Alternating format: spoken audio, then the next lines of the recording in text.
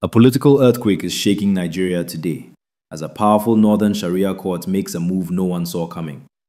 Reports now claim that the court has openly rejected the presence of US troops in Nigeria, a move that has not only raised eyebrows but sent political shockwaves through the nation. And as if that wasn't enough, the same court is now demanding that President Bola Ahmed Tinubu immediately sack the INEC Chairman. This isn't a small disagreement. This is a direct confrontation involving religion, national security, foreign military partnership, and the very foundation of Nigeria's electoral credibility. It raises a dangerous question: who truly holds power in this country, and who is confident enough to challenge the president while rejecting the influence of the world's strongest military? Professor Amukpitan Ojo, a man from the Middle Belt, okay, in the time past, has written a letter to the United States regarding the insecurity that has been happening within the coast or within the axis of Middle Belt. In fact, in that letter, he indicted so many core northern traditional leaders. He indicted Islamic religion. He wrote that there is a targeted Christian genocide. They have asked him to resign. What are they afraid of? But today, the Nigerian Sharia Council are saying that he shouldn't have written such letters. How? Is this the reason why so many of the Christian, presidents wannabes are silent? Because they are scared of speaking truth. So for how long are we going to be self-sabotaging ourselves? The Sharia Council, why are they feeling attacked? In the letter of Josiah Amukpitan Ojo, he did not mention maybe the Sultan is complicit. He did not mention maybe the Nigerian Muslims are the ones behind this. He specifically stated that there are Islamic jihadists that have invaded the northern part of this country. They have corrupted the Nigerians who are, of course, Islamic extremists. And by that, they have been able to galvanize people into their camp, and they are now wiping out Christians in the Middle Belt. I mean, what is the lie there? What is the lie there? But the people who are supposed to be getting the platform to speak the truth, Reverend Dakomo, I've not seen Arise News calling for interview. Channels News, AIT News. It is social media that is amplifying his voice. The likes of Adeboyes that have the platform, they decided to give the government 100 days. The likes of Ayakilome, it is silent. Oyedepo, silent. The only man who spoke was Reverend Abioye, who said there is a threat against the Christians. And it is indeed happening. Not in all parts of this country, but there are some parts that you cannot peacefully preach Christ. But you will never see the Sharia Council come out. You know why? Because they want, or they subtly want, the Sharianization of the Federation. They will not come out to admonish the northern governors that are shutting down schools because of Ramadan. They will not tell us that they do not know that in Bauchi, Kano, Jigawa, where they declared 1 full month no school because of Ramadan, that there are no Christians there. They kept quiet. When you try to kick, they will tell you, well, this is what we want to live by. If that is the case, then Tinubu has every reason to sustain Josiah Amukpitan Ojo as the INEC Chairman.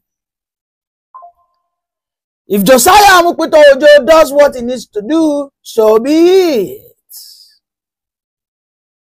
After all, we had a Professor Mahmoud who has been the longest serving INEC chairman for 9 to 10 good years. No INEC chairman has ever served for that long.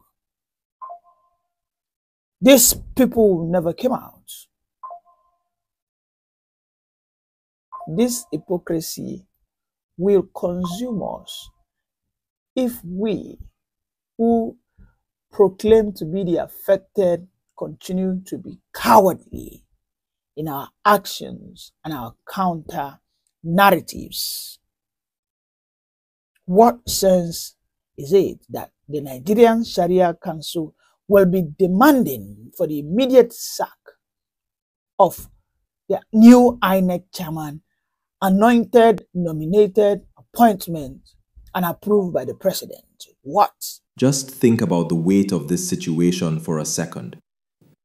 When a Sharia court, a body that traditionally handles religious and moral matters, suddenly steps into issues involving foreign troops and national electoral leadership, it shows a shift that is impossible to ignore. This isn't accidental. It isn't symbolic. It is intentional. There is pressure building within the system, and this court is confident enough to voice what many powerful figures may only be whispering behind closed doors. The rejection of US troops signals mistrust. The demand for INEC leadership removal signals dissatisfaction. And the combination of both reveals a deeper struggle over who controls the direction of the country. Well, Tinubu must understand that there's only one ultimate solution. All this electioneering, campaign, gimmicks, everything, whatever wins, we secure. Name it. If he fails to do what is needed, which is the restructuring, constitutional revolution, these people have written down what they need to do in 2031 when they come on board. Because at this stage, it appears that it's only Tinubu that can face these people head on. Yes. Because if you must play politics with these northern oligarchs, you must be ready to get dirty. Oh, yes. And I did not see in Anambra yesterday that by principle, Peter Obi is ready to get dirty. Because there was massive vote buying. Regardless of Peter Obi's popularity and how he campaigned assiduously and aggressively for his Mohalu candidate of Labour Party, we all saw how Labour Party came on this stand, is it third or fourth? How did Apuga, how did they win? They were buying election, buying votes. How did APC secure the second position?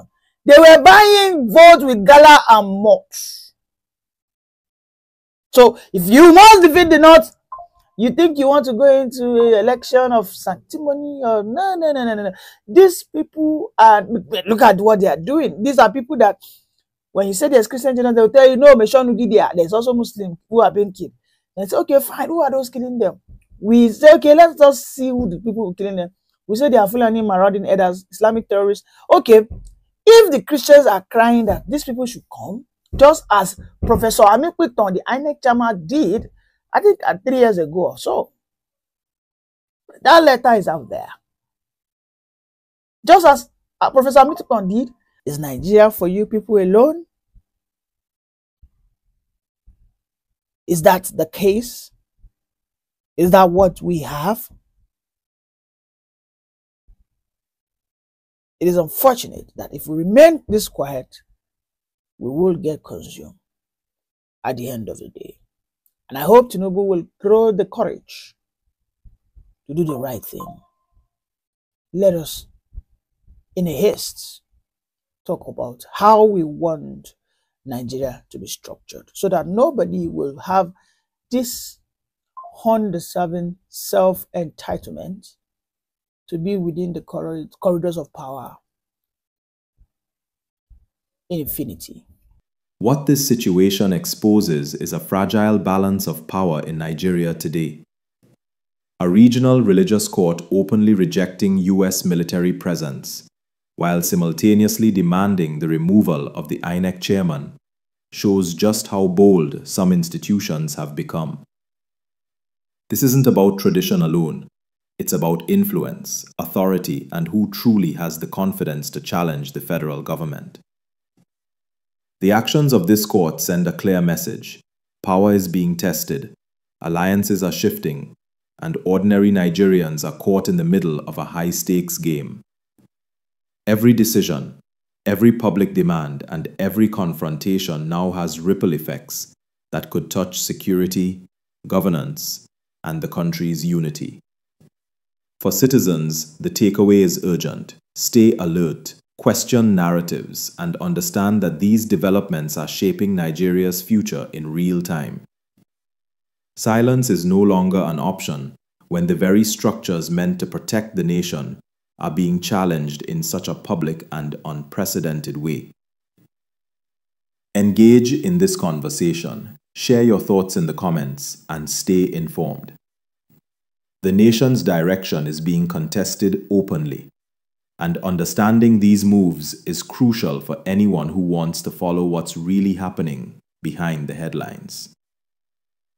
Thank you for watching. Stay vigilant, stay aware, and always ask the hard questions.